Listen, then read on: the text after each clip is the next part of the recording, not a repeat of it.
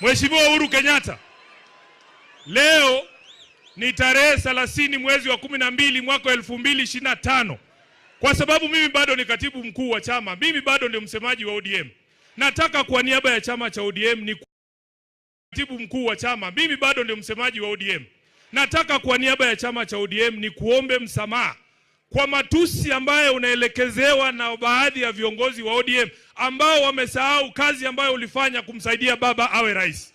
Sisi Waluya huwa tunasema mjinga akishiba anachoma siaki, anachoma gala.